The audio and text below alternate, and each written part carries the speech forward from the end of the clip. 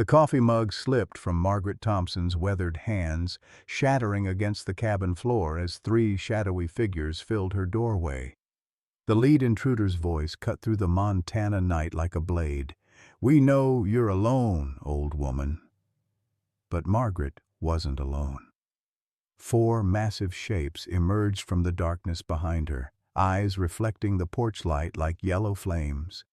The intruders stumbled backward, their confident swagger dissolving into panicked whispers. "What the hell are those?" Margaret's heart hammered against her ribs as memories flooded back. 3 years ago, four dying wolf cubs whimpering in the snow, her hands warming their tiny bodies back to life. Now those same creatures stood between her and death, muscles coiled, teeth bared in protective fury. "Get back!" she commanded the wolves, though her voice trembled. The lead intruder raised his gun with shaking hands. In the moonlight, Margaret glimpsed his face beneath the mask, familiar features that made her blood turn to ice. Who was this man who knew exactly where to find her? And why did his eyes hold such bitter hatred? Leave a like and share your thoughts in the comments along with the city you're watching from now. Let's continue with the story. Margaret Thompson had always believed that loneliness was the cruelest punishment God could inflict on a person. At 73, she understood this truth with the bitter clarity that only comes from living it. Her weathered hands, once steady enough to start IVs and moving ambulances during her 40-year nursing career, now trembled slightly as she poured her morning coffee in the silence of her remote Montana cabin. The isolation hadn't been her choice. 5 years ago, a drunk driver had stolen her husband Robert on a snowy highway outside Whitefish. But the real heartbreak had begun 20 years earlier, when her only son Michael had walked out of her life, leaving nothing but empty promises and stolen jewelry in his wake. She'd found him passed out in her bathroom with a needle in his arm one too many times. The final straw came when she discovered he'd pawned her mother's wedding ring for drug money. "Choose, Michael," she'd said that December morning, her voice steady despite her breaking heart. "Choose the drugs or choose your family, but you can't have both." He'd chosen the drugs. Now Margaret lived 15 miles outside Whitefish in a log cabin that Robert had built with his own hands, surrounded by dense wilderness that stretched toward Glacier National Park. Her nearest neighbor, Jake Morrison, lived 2 miles down the mountain road. Most days, the only sounds were wind through pine trees and the distant call of hawks. The townsfolk called her the Wolf Lady behind her back, though none of them understood why. They saw an eccentric old woman who talked to the 4 enormous creatures that followed her to town on supply runs. What they didn't see was how those same creatures had saved her from drowning in grief. Shadow was the largest, a coal-black male with intelligent amber eyes who seemed to understand her moods before she did. Storm, sleek and gray with white markings, possessed an uncanny ability to sense approaching weather hours before it arrived. Phoenix, reddish-brown and powerfully built, had appointed himself guardian of the property's perimeter, and Luna, the smallest with patches of white across her dark coat, never strayed more than 10 feet from Margaret's side. To the outside world, they looked like oversized dogs of mixed breeding. Margaret had learned not to correct this assumption. The truth would only bring trouble she couldn't afford. These weren't pets or companions in any conventional sense. They were family, the only family she had left. Her Social Security barely covered the heating bills and grocery runs, but she'd gladly split her last can of soup 4 ways before letting them go hungry. They'd found each other during the worst blizzard in Montana's recorded history, and somehow they'd all survived. She'd given them life when they were dying, and in return, they'd given her a reason to keep living. Margaret had no idea that 20 miles away, 3 men were studying detailed maps of her property, planning to take away the only thing she had left to lose. 3 years ago, on the night that changed everything, Margaret had been certain she was going to die alone. The blizzard had been the worst in Montana's recorded history, with winds howling at 90 miles per hour and snow falling so thick she couldn't see her own porch from the kitchen window. The power had gone out around midnight, and by 2 in the morning the temperature inside her cabin had dropped to barely 40 degrees. She'd been feeding logs into the wood stove when she heard it, a sound so faint and pitiful that at first she thought it was just the wind playing tricks. But there it was again, a weak, desperate whimpering coming from somewhere outside her front door. Margaret had lived in Montana long enough to know that venturing out in a blizzard was suicide, but the crying was unmistakably that of babies in distress. Against every ounce of common sense, she'd wrapped herself in Robert's old hunting coat and forced open the door against the driving snow. The cold hit her like a physical blow, stealing her breath and making her eyes water instantly. She'd called out, "Hello? Is someone there?" But her words were swallowed by the storm. Then she'd seen them. 4 tiny shapes, huddled against the foundation of her cabin, barely visible mounds of fur covered in snow and ice. At first glance, she'd assumed they were puppies, perhaps abandoned by someone fleeing the storm. But as she knelt beside them, her nursing instincts immediately kicked in. These babies were dying. Their breathing was shallow and irregular, their tiny bodies cold to the touch, and they barely responded when she picked them up. Getting them inside had been a struggle against the wind, but Margaret had managed it, kicking the door shut behind her and immediately setting the 4 small bundles on a blanket near the wood stove.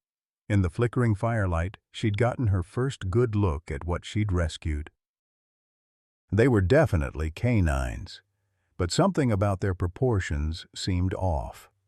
Their ears were unusually small and rounded, their snouts shorter than she'd expected, and their paws seemed disproportionately large for their size. The smallest one, a female with distinctive white patches, had stopped breathing entirely.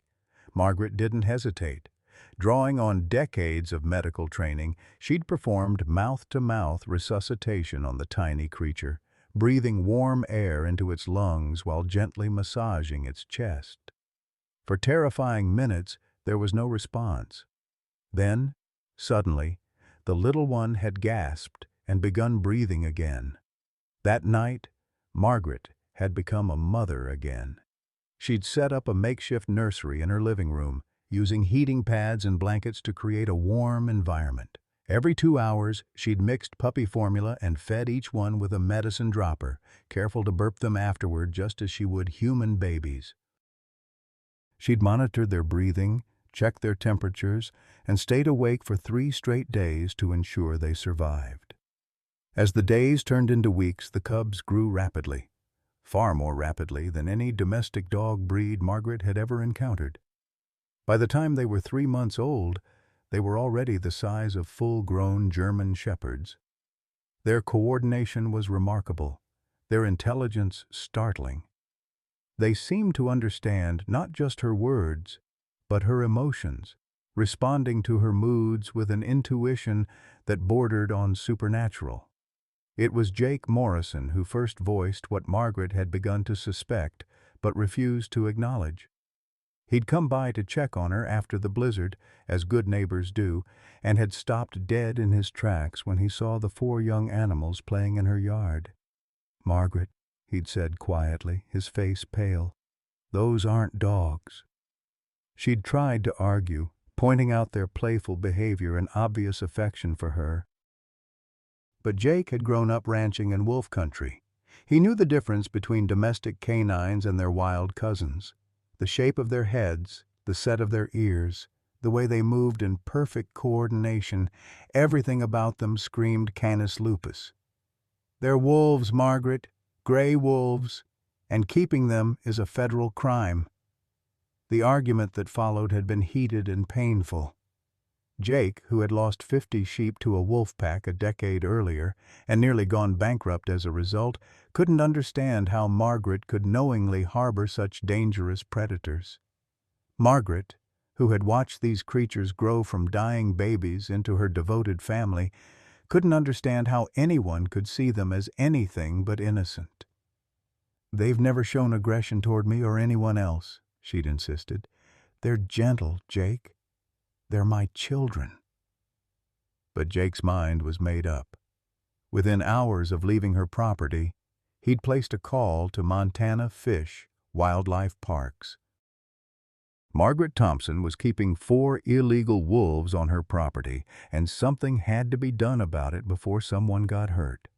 Margaret had 72 hours before the authorities arrived to investigate. Dr. Sarah Chen had seen plenty of unusual cases during her 15 years as a wildlife veterinarian, but nothing had prepared her for what she found at Margaret Thompson's remote cabin. She'd driven up the winding mountain road, expecting to encounter a delusional elderly woman hoarding dangerous predators. Instead, she discovered something that challenged everything she thought she knew about wolf behavior. The 4 animals that greeted her were undeniably wolves, massive, powerful creatures with the distinctive features of Canis lupus. But their behavior was unlike anything documented in scientific literature. As Margaret emerged from her cabin, the wolves immediately positioned themselves in a protective formation around her, yet showed no aggression toward the approaching stranger.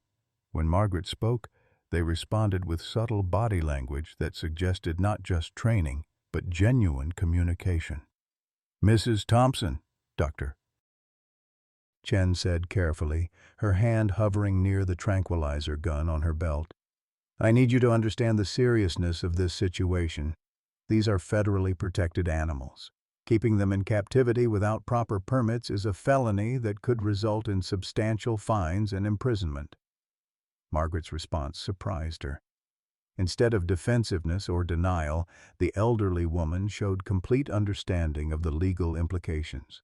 "I know what they are, Dr. Chen. I've known for over a year. But I also know what they were when I found them. 4 dying babies that no one else would have saved." What followed was the most remarkable demonstration Dr. Chen had ever witnessed. Margaret walked among the wolves with casual confidence, her hand resting on their heads, their massive forms moving aside to accommodate her every step.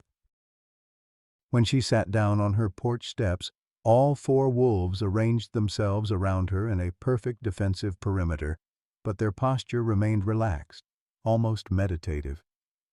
"Shadow," Margaret said quietly to the largest male, "show Dr. Chen that we're not dangerous." The black wolf immediately lay down and rolled onto his back, exposing his vulnerable belly, a sign of complete trust that wolves rarely displayed even to their own pack members. One by one, the other 3 followed suit. Dr. Chen found herself re-evaluating everything she'd assumed about this case. These wolves weren't just socialized, they'd formed a genuine pack bond with Margaret as their alpha. The implications were staggering from both a scientific and legal standpoint. The controversy exploded across Whitefish within hours of Dr. Chen's visit. Jake Morrison, racked with guilt but standing by his decision, had confided in his wife about reporting Margaret. Word spread through the small mountain community like wildfire, dividing neighbors and lifelong friends into opposing camps. At Murphy's Diner on Main Street, the arguments grew heated every morning over coffee and eggs. "Those wolves could kill a child," insisted rancher Bill Harrison, whose cattle operation bordered the national forest. "What happens when they get hungry enough to start hunting livestock? Or worse?" Local teacher Emma Rodriguez fired back. "Margaret Thompson delivered half the babies in this county, including yours, Bill. She's spent her whole life caring for others. If she says these animals are safe, I believe her." The debate raged on social media, where hashtags like #SaveMargaret'sWolves and #WolvesKillKids battled for dominance. Video footage of Margaret walking peacefully among her 4 companions went viral, drawing support from animal rights activists nationwide. But it also attracted attention from the radical anti-wolf movement, whose members began posting increasingly violent threats. Margaret found herself at the center of a media storm she neither wanted nor understood. News vans lined the road to her cabin. Reporters with cameras tried to sneak onto her property for exclusive footage. The constant intrusion stressed both her and the wolves, who became increasingly protective and agitated by the presence of strangers. The legal machinery ground forward relentlessly. Federal agents would arrive within 30 days to assess the situation and determine whether Margaret could keep the wolves under any circumstances. Her court-appointed lawyer, a well-meaning but overworked public defender named Tom Walsh, painted a grim picture. "The precedent cases are all against you, Mrs. Thompson," he explained during their meeting at his cluttered office in Kalispell. "Every single instance of private citizens keeping wolves has resulted in the animals being relocated to sanctuaries, or, in cases where socialization made that impossible, euthanized." The word euthanized hit Margaret like a physical blow. These weren't just animals to her, they were her family, the only family she had left. The thought of government agents arriving to take them away, potentially to their deaths, was unbearable. Dr. Chen found herself caught between professional duty and growing personal conviction. Her initial report had been factual, but deliberately neutral, noting the unusual socialization while documenting the clear legal violations. But the more time she spent observing Margaret and her wolves, the more convinced she became that this represented something unique and scientifically valuable. The wolves' behavior continued to astound her. They demonstrated problem-solving abilities that exceeded typical canine intelligence. They showed emotional responses to Margaret's distress that suggested genuine empathy. Most remarkably, they maintained perfect discipline even when frightened or agitated by the media circus surrounding the property. As the 30-day deadline approached, Margaret faced an impossible choice. Several wolf sanctuaries had offered to take her animals, guaranteeing their safety and proper care. But the wolves had shown clear distress during test separations, refusing to eat and howling inconsolably when taken even short distances from Margaret's side. The night before the federal agents were scheduled to arrive, Margaret sat on her porch with Shadow's massive head resting in her lap, wondering if she was about to lose everything that mattered to her for the second time in her life. The legal battle that engulfed Margaret's quiet mountain existence brought unexpected allies and devastating revelations. Attorney Jennifer Hayes, a wildlife law specialist from Missoula, had taken Margaret's case pro bono after seeing the viral videos of the elderly woman with her wolf family. Hayes was known for her aggressive tactics and had successfully defended several high-profile wildlife cases, but even she admitted this situation was unprecedented. "The federal government has never granted a private permit for wolf ownership," Hayes explained during their strategy meeting. "But they've also never encountered a case where wolves were rescued as abandoned cubs and raised with this level of socialization. We're essentially asking them to create new legal precedent." The GoFundMe campaign started by Emma Rodriguez had raised over $50,000 in 2 weeks, drawing donations from around the world. Supporters sent letters, scientific papers, and emotional testimonials about the human-animal bond. But for every supporter, there seemed to be an equally vocal opponent demanding that the law be enforced without exception. The controversy reached a boiling point during a packed town hall meeting at the Whitefish Community Center. Margaret, who had avoided public appearances since the media attention began, finally agreed to speak on her own behalf. The meeting room overflowed with residents, reporters, and activists from both sides of the debate. "I never asked to become the center of this circus," Margaret began, her voice steady despite her obvious nervousness. "3 years ago, I found 4 dying babies in a blizzard. I didn't check their species identification before I saved their lives. I just did what any decent person would do." The emotional weight of her testimony was palpable as she described the loneliness that had consumed her after Robert's death and Michael's abandonment. "These animals didn't just become my pets," she continued, tears threatening to spill. They became my reason to get up in the morning. They saved my life as surely as I saved theirs." Jake Morrison, sitting in the back row, felt the crushing weight of guilt as Margaret spoke. He'd known her for 30 years, had watched her nurse his own children through illnesses, had seen her grieve alone after Robert's funeral.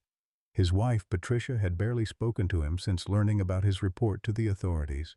"You broke that woman's heart," Patricia had said during one of their increasingly frequent arguments. "She's lost everything else, and now you're taking away the only family she has left." But Jake's own memories haunted him equally.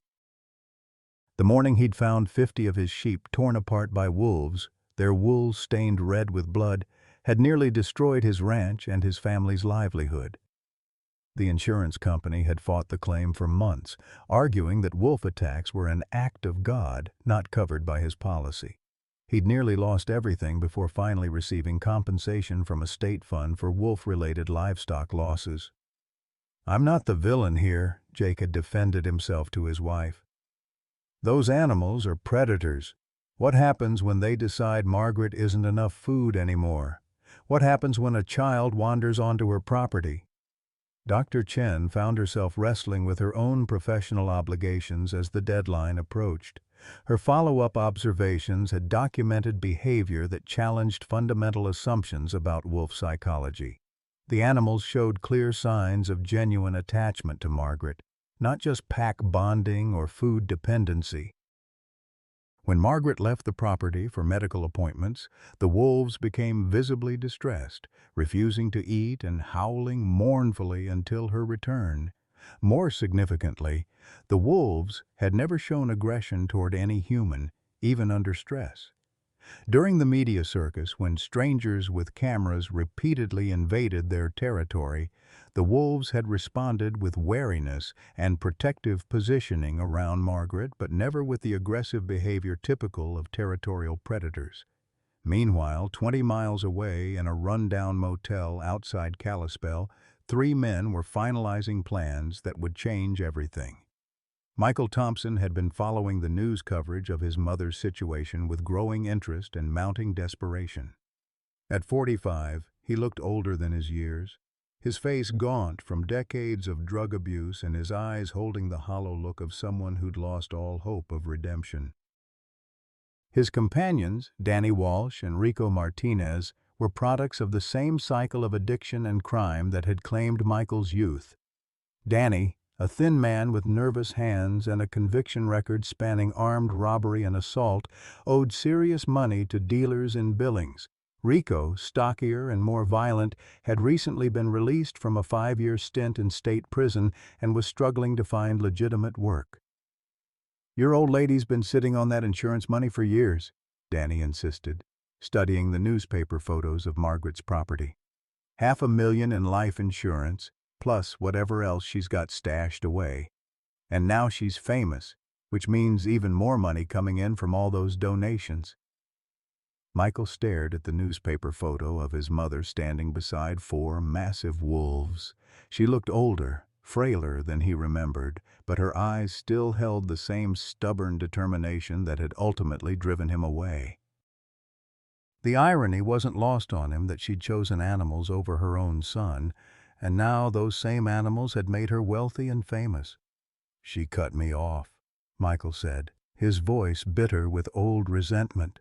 "Chose her precious principles over her own flesh and blood. Now she's playing mother to a pack of wild animals while her real son couldn't even get help when he needed it most." Rico studied the property layout they'd obtained from county records. "Place is isolated, no neighbors for miles.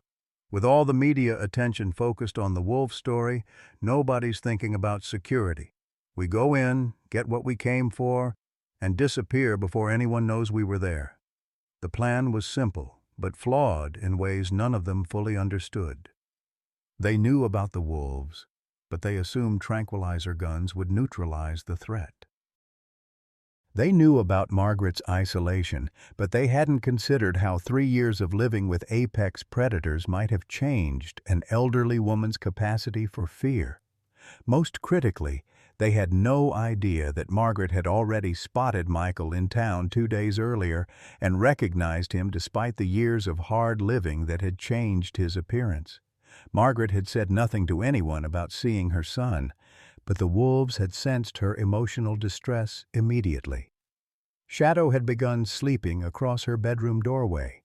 Storm had started ranging farther from the house during her patrol circuits.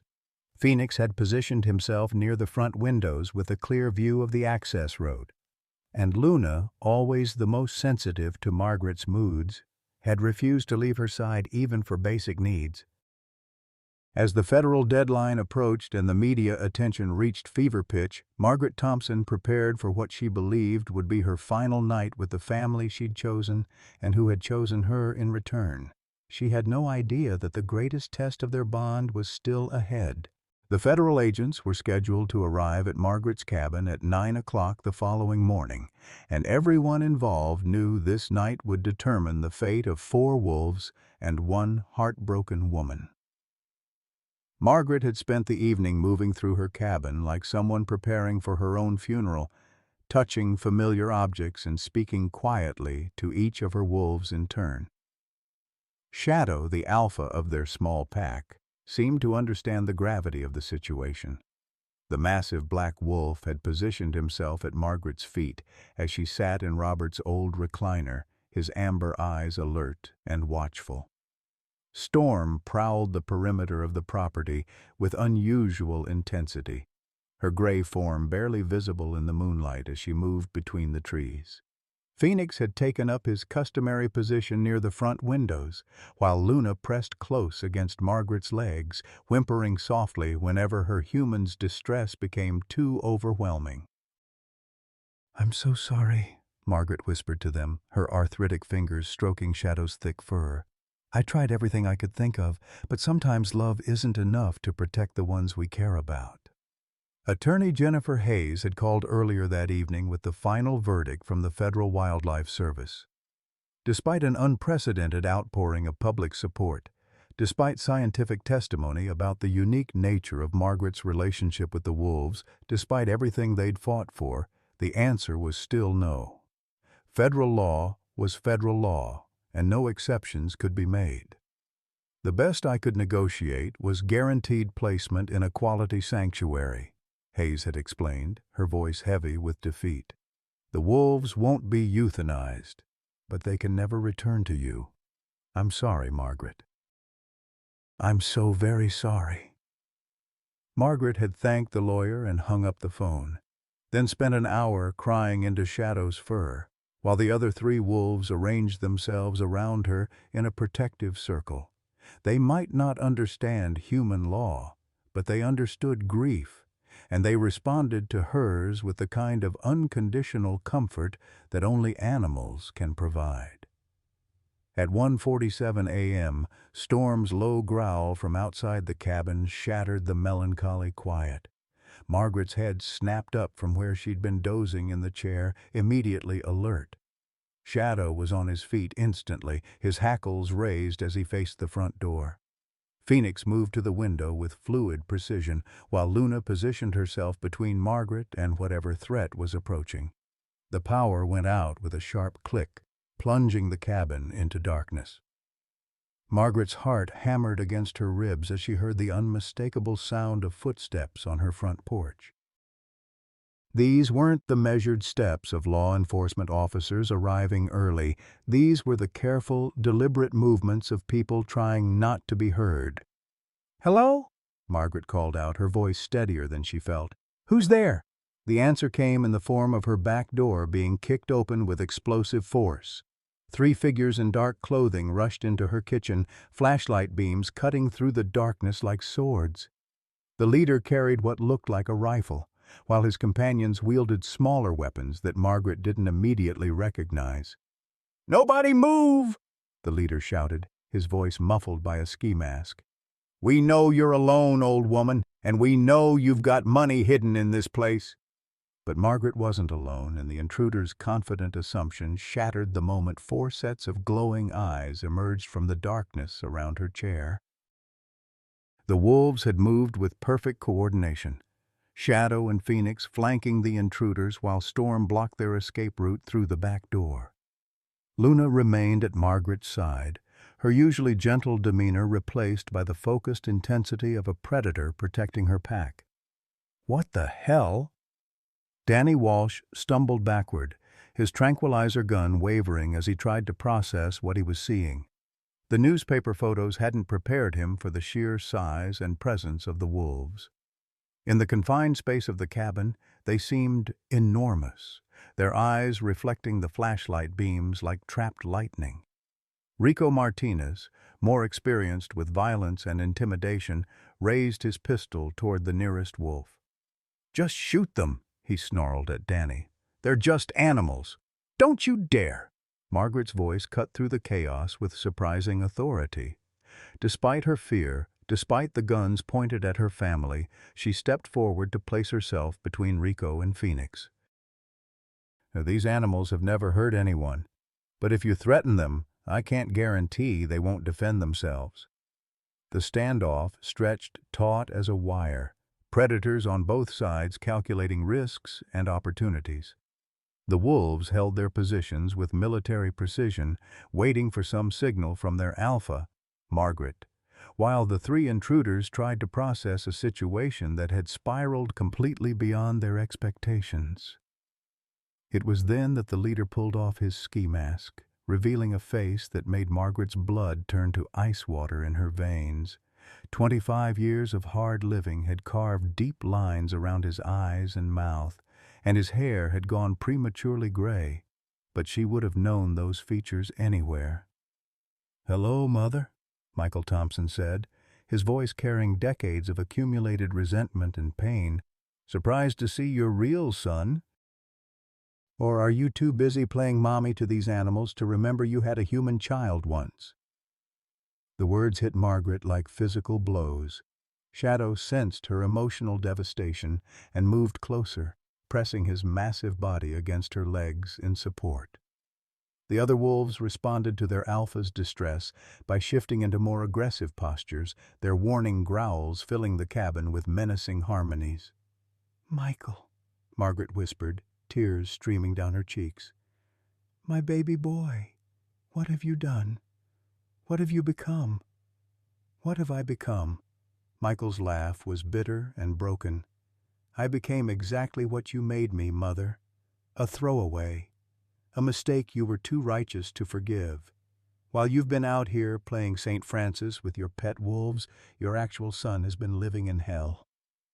Rico grew impatient with the family reunion. "Enough talking. Where's the money, old lady?" "We know about the insurance payout, and we know about all those donations from your little media circus. Hand it over, or we start shooting your precious animals." Margaret's mind raced as she tried to process the impossible situation. Her son, her lost, broken, beloved son, was here to rob her. The wolves she'd saved and raised were ready to kill to protect her, even from her own flesh and blood. And somewhere in this nightmare was a mother's desperate need to save them all. "The money's in a safety deposit box in town," she lied, buying time to think. "I don't keep cash here because of all the media attention. You've made this trip for nothing." Danny's tranquilizer gun was shaking in his hands as Storm took a step closer to him. "This is insane, Mike. You didn't tell us your mother was keeping a pack of wolves. These things could kill us all." "They're not going to kill anyone," Margaret said firmly, though she wasn't entirely certain that was true. The wolves were responding to the threat according to their instincts, and those instincts had been honed by millions of years of evolution. "But they will defend me if you try to hurt me." Michael stared at his mother, surrounded by her chosen family of predators, and felt the last of his childhood love curdling into pure hatred. "You chose them over me," he said quietly. "When I needed help, when I was sick and desperate, you chose your principles over your own son, and now look at you. You'd rather live with wild animals than help your own flesh and blood." The tragedy of the moment wasn't lost on Margaret. Her son was right in front of her, the child she'd mourned for 20 years, and he was here to destroy the only family she had left. The wolves sensed the complex emotions swirling through their human alpha and held their positions, waiting for guidance that Margaret wasn't sure she could provide. Everything she loved most in the world was in this room, and before the night was over, she might lose it all. The tension in the cabin reached a breaking point when Rico made his fatal mistake. Frustrated by the standoff and spooked by Storm's calculating stare, he swung his pistol toward the gray wolf and pulled the trigger. The gunshot exploded through the small space like thunder, but Storm's predator reflexes had saved her life. She dodged at the last second, the bullet splintering the wooden wall behind her. The missed shot unleashed chaos. Shadow launched himself at Rico with the fluid power of a natural killer, his 120 pounds of muscle and bone driving the man to the floor. Rico's screams filled the cabin as the black wolf's jaws clamped down on his gun arm, not to kill but to neutralize the threat. The pistol clattered across the floor, spinning into the darkness. Phoenix moved on Danny with equal precision, his powerful jaws closing around the tranquilizer gun and crushing it like a toy. Danny fell backward over Margaret's coffee table, crying out in terror as the massive reddish-brown wolf stood over him, teeth bared in a silent promise of what would happen if he moved. But it was Luna's action that broke Margaret's heart. The smallest wolf, the one who had nearly died in Margaret's arms 3 years ago, positioned herself between Margaret and Michael, her gentle nature transformed into protective fury. This was the wolf who had never shown aggression to anyone, who had been Margaret's constant companion and comfort. Now she faced Margaret's own son as an enemy. "Call them off!" Michael shouted, raising his rifle toward Luna. "Call them off or I'll shoot every last one of them." "Don't!" Margaret stepped forward, her hands raised in desperate supplication. "Please, Michael, don't hurt them. They're just protecting me because they sense the danger." "If you put down the gun, they'll calm down." "Like hell they will," Rico gasped from the floor, Shadow's weight still pinning him down. Blood seeped through his jacket sleeve where the wolf's teeth had found their mark. "These things are killers. They're going to tear us apart." Margaret could see the situation spiraling beyond any hope of peaceful resolution. The wolves were responding to their instincts, protecting their pack leader from perceived threats. But they were also her children, raised with love and gentleness, and she couldn't bear the thought of them being forced to kill or be killed because of human greed and stupidity. "Shadow, release," she commanded, her voice carrying the authority of 3 years as Pack Alpha. The black wolf immediately loosened his grip on Rico but remained poised to attack again if necessary. "Phoenix, back!" The larger wolf took 2 steps away from Danny but kept his eyes fixed on the trembling man. "Luna," Margaret's voice broke as she looked at her smallest companion. "It's okay, baby girl. Come to Mama." But Luna didn't move. The white-patched wolf remained between Margaret and Michael, sensing something in the young man that even Margaret couldn't see. It was then that Michael's mask of bravado finally slipped, revealing the broken child beneath the hardened criminal. "Why them?" he whispered, tears streaming down his face. "Why could you save them when you couldn't save me? What did they have that I didn't?" Margaret's heart shattered as she finally understood the true source of her son's pain. "Oh, Michael, baby, I tried to save you. I tried so hard, but you were fighting me every step of the way. These wolves wanted to be saved. You wanted the drugs more than you wanted my help. I was sick." Michael's voice cracked with 20 years of suppressed anguish. "I was your child, and I was sick, and you threw me away like garbage. You loved your principles more than you loved me." The raw pain in her son's voice cut Margaret deeper than any physical wound could have. She realized that while she'd been mourning the loss of her boy, He'd been nursing the belief that she'd abandoned him by choice. The truth was more complex and more tragic than either of them had understood. Rico, still bleeding from Shadow's bite, saw his opportunity in the emotional chaos. "This family reunion is touching," he snarled, pulling a backup knife from his boot. "But we came here for money, not therapy. Where's the safe, old woman?" As Rico lunged toward Margaret with the blade, multiple things happened at once. Luna sprang forward to intercept him, her jaws seeking his knife hand.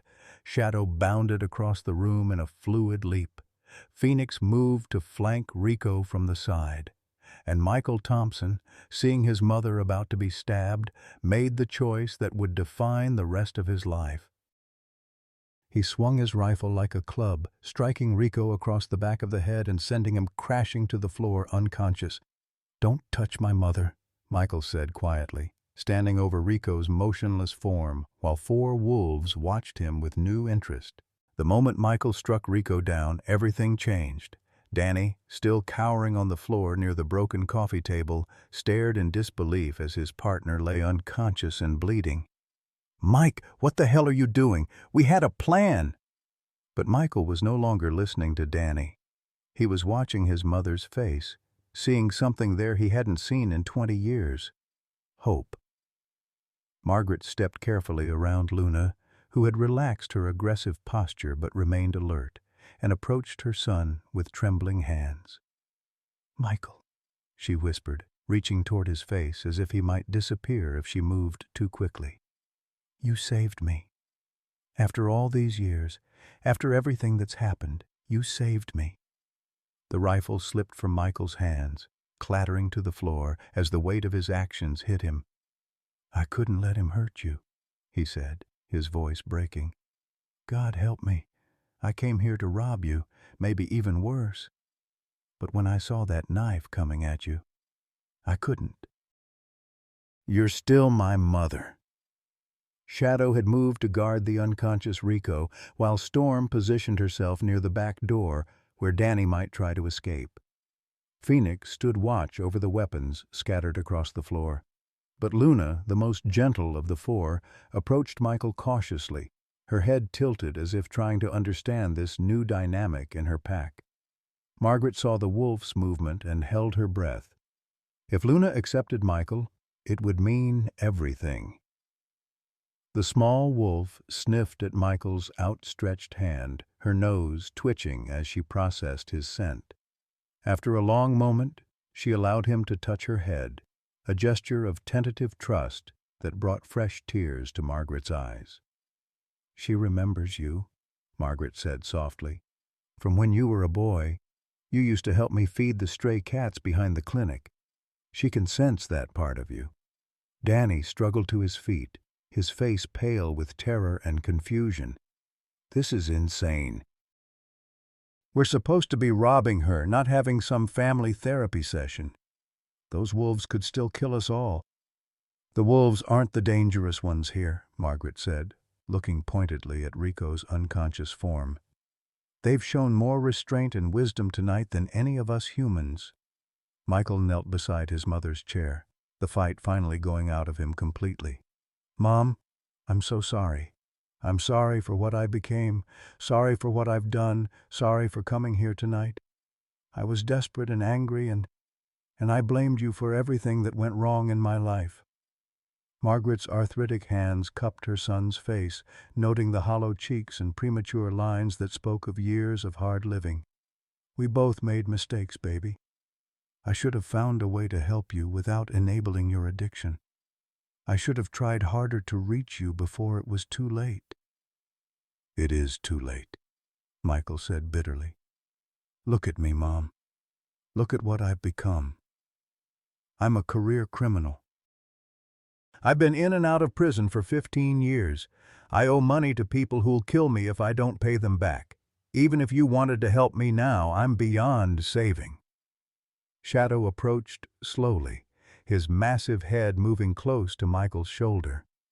The alpha wolf's amber eyes studied this new pack member with careful intelligence. After a moment, Shadow placed his head against Michael's arm, a gesture of acceptance that made Margaret's heart soar. "You're not beyond saving," she said firmly. "None of us are. These wolves taught me that. They were wild things, supposedly impossible to domesticate. But look at them now. Love and patience can change anyone, even when it seems hopeless." The sound of sirens in the distance made them all freeze. Danny's face went white with panic. "Cops! Someone must have heard the gunshot."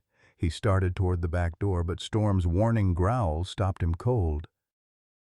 "Let me handle this," Margaret said, standing slowly with Luna pressed against her side. "Michael, you have a choice to make right now.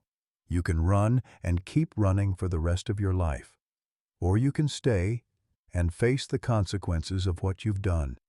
And maybe, just maybe, find a way to build something better." Michael looked at his mother, surrounded by the 4 magnificent creatures she'd chosen as her family, and saw clearly for the first time in decades. "If I stay, I'll go to prison. You know that, right? They'll charge me with armed robbery, breaking and entering, conspiracy. I could get 20 years. Or you could get a second chance," Margaret said. "People change, Michael. You just proved that by protecting me instead of hurting me. A good lawyer might be able to work with that. And I'll be here when you get out. We'll all be here." The sirens were getting closer. Sheriff Bradley's voice could be heard outside, calling for the occupants to come out with their hands visible. Margaret moved toward the front door, then turned back to her son. "I never stopped loving you," she said. "Not for one day in 20 years. I love you enough to let you make your own choice right now, whatever that choice is." Michael looked at Rico's unconscious form, at Danny trembling against the wall, at the wolves who had somehow accepted him into their circle despite everything he'd done. Then he looked at his mother, seeing her clearly for the first time since his childhood, not as the enemy who'd failed him, but as the woman who'd tried to save him even when he didn't want to be saved. "I'll stay," he said quietly. "I'll face whatever comes. But Mom, when they take the wolves away tomorrow, what will you do? How will you survive losing them too?" Margaret smiled through her tears, one hand resting on Shadow's head while Luna pressed against her legs. "I won't have to survive it alone," she said. "I'll have my son." Outside, Sheriff Bradley was positioning his deputies around the cabin, unaware that the most dangerous predators inside had just chosen mercy over violence, and that a family was being reborn in the most unlikely circumstances. Sheriff Tom Bradley had expected to find a violent crime scene when he responded to the gunshot reports from Margaret Thompson's property. What he discovered instead challenged every assumption he'd made about wolves, family, and the capacity for redemption. As his deputies secured the perimeter, Sheriff Bradley cautiously approached the cabin where Margaret emerged with her hands raised, followed by 4 massive wolves that moved like shadows around her. Behind them came a man Bradley didn't immediately recognize, his hands also raised in surrender, and finally a terrified Danny Walsh, whom the sheriff knew from previous arrests. "Mrs. Thompson," Bradley called out, his weapon drawn but pointed downward. "Are you injured? We received reports of gunfire." "I'm fine, Sheriff," Margaret replied, her voice steady despite the emotional turmoil of the night. "But there's an unconscious man inside who needs medical attention. And I have something important to tell you about what happened here tonight." What unfolded over the next hour was the most extraordinary case of Sheriff Bradley's 30-year career. As paramedics treated Rico's head injury and knife wound, Margaret introduced the sheriff to her son Michael, explaining the complex family history that had led to this night's confrontation. "Ma'am," Bradley said carefully, "you're telling me that these wolves protected you from armed robbers, including your own son, and that your son then turned against his own crew to protect you?" "That's exactly what I'm telling you," Margaret confirmed. and I have 4 witnesses who can't lie." She gestured to the wolves, who had arranged themselves in their protective formation around her once again. Dr. Sarah Chen arrived within minutes of receiving Sheriff Bradley's call, bringing with her the federal agents who had been scheduled to assess Margaret's situation the following morning. Agent Robert Morrison from the U.S. Fish and Wildlife Service surveyed the scene with growing amazement. "Mrs. Thompson," Agent Morrison said, "we came here to remove these wolves from your property due to federal violations. Instead, we find them functioning as a perfectly coordinated protection unit. This is unprecedented in wildlife management." The evidence of what had transpired was undeniable. Security cameras that Jake Morrison had insisted Margaret install during the media circus had captured the entire confrontation. The footage showed the wolves responding to threats with precise, controlled aggression, neutralizing dangers without causing unnecessary harm. When Michael struck Rico to protect Margaret, the wolves immediately recognized the shift in pack dynamics and adjusted their behavior accordingly. "In 30 years of wildlife law enforcement," Agent Morrison told his supervisor over the phone, "I've never seen anything like this." These animals demonstrated judgment, restraint, and protective intelligence that exceeds most trained police dogs. Mrs. Thompson isn't just keeping wolves, she's proven that the human-animal bond can transcend every assumption we've made about wild predators. Dr. Chen's on-site evaluation provided the scientific foundation for what everyone had witnessed. "The pack structure here is remarkable," she explained to the assembled law enforcement officers. "Margaret functions as the alpha, but the wolves retain their natural intelligence and instincts. They're not domesticated pets. They're wild animals who have chosen to extend their pack loyalty to include a human being." As dawn broke over the Montana mountains, the legal machinery that had been grinding toward Margaret's destruction began shifting in an entirely different direction. The video footage of wolves protecting an elderly woman from armed criminals had already gone viral, sparking a nationwide conversation about wildlife policy and the nature of the human-animal bond. Michael's arrest was handled with unusual consideration given the circumstances. Sheriff Bradley, recognizing the complexity of the situation, allowed Margaret to ride with her son to the county jail, accompanied by attorney Jennifer Hayes, who had driven through the night from Missoula. "The prosecutor will have to consider the unique circumstances," Hayes explained to Margaret as they followed the sheriff's vehicle. "Michael committed serious crimes, but he also prevented a potentially fatal assault on you. That kind of last-minute change of heart carries significant weight in sentencing negotiations." At the jail, Margaret was allowed a brief visit with Michael before he was processed. They sat across from each other in the sterile visiting room, separated by bulletproof glass but connected by something that had been restored between them during the night's chaos. "I'm proud of you," Margaret told her son through the phone. "For the first time in 20 years, I'm proud of the choice you made." Michael's eyes filled with tears. "I don't deserve your forgiveness, Mom. I came there to rob you, maybe worse. I brought violent men to your home. But when it mattered most, you chose to protect rather than harm," Margaret replied. "That's who you really are.